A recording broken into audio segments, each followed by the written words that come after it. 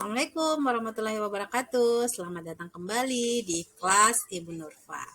Nah, pada video kali ini saya kembali akan membahas materi fisika tentang kalor, yaitu pengaruh kalor terhadap benda. Bagaimana materinya? Disimak videonya sampai selesai ya. Sebelum membahas materinya lebih lanjut, masih ingat kan tentang pengertian kalor? Nah, di mana kalor merupakan salah satu bentuk energi yang dapat berpindah dari benda yang bersuhu tinggi ke benda yang bersuhu lebih rendah. Nah, berdasarkan pengertian ini terlihat jelas bahwa pengaruh kalor mempengaruhi suhu benda atau suhu zat. Secara umum, pengaruh kalor pada benda memang menyebabkan terjadinya perubahan suhu. Namun selain itu ternyata kalor juga dapat menyebabkan terjadinya perubahan wujud. Nah, mari kita bahas satu persatu tentang pengaruh kalor terhadap benda. Pada pengaruh kalor terhadap suhu benda, pada umumnya suhu akan naik jika menyerap kalor dan suhu akan turun jika melepaskan kalor. Sebagai contoh, saat kita menuangkan air panas ke dalam gelas kaca, maka gelas kaca akan ikut terasa panas. Namun jika kita tambahkan air dingin secara perlahan, maka suhu air dan gelas pun juga akan ikut turun. Gelas dan air akan mulai terasa hangat hingga akhirnya menjadi dingin atau mengalami perubahan suhu. Selanjutnya, bagaimana kalor mempengaruhi perubahan wujud zat itu dapat terlihat melalui diagram perubahan wujud zat, di mana di sini jelas terlihat bahwa ada 3 wujud zat, yaitu padat, cair, dan gas. Nah, dari sini terlihat jelas bahwa terdapat proses-proses perubahan wujud zat yang terjadi akibat adanya pengaruh kalor.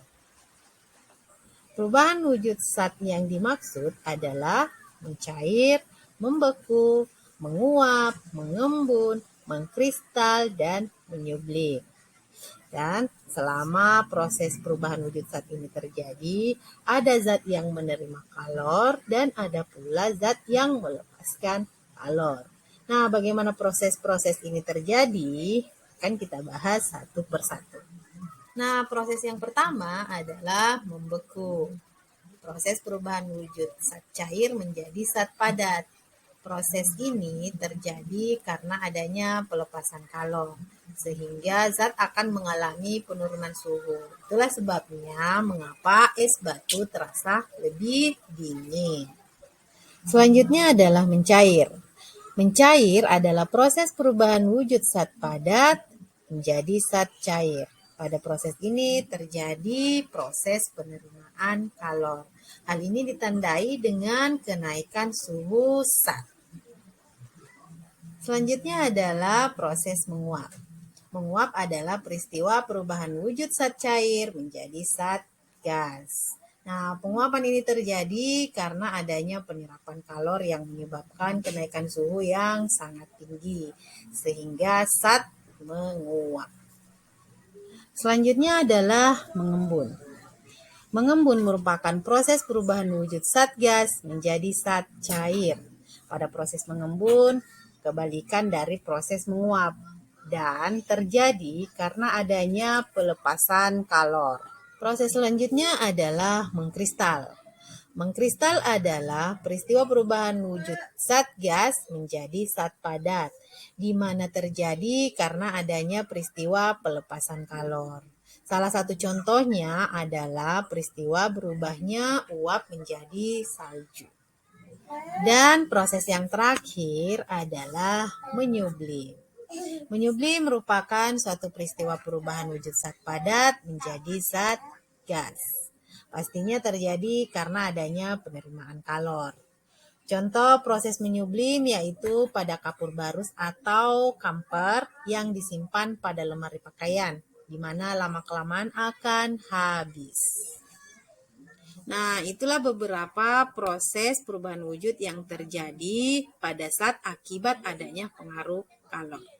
Nah, dalam proses perubahan wujud zat tersebut, terjadi proses penerimaan dan pelepasan kalor, di mana banyaknya kalor yang diterima dan kalor yang dilepaskan selama proses perubahan wujud itu terjadi dapat dihitung dengan persamaan perubahan wujud zat, yaitu Q sama dengan M kali L, di mana Q adalah banyaknya kalor baik yang diterima maupun yang dilepaskan, M adalah massa zat, dan L adalah kalor laten. Nah, kalor laten yang di sini yang digunakan tergantung perubahan wujud zat yang terjadi.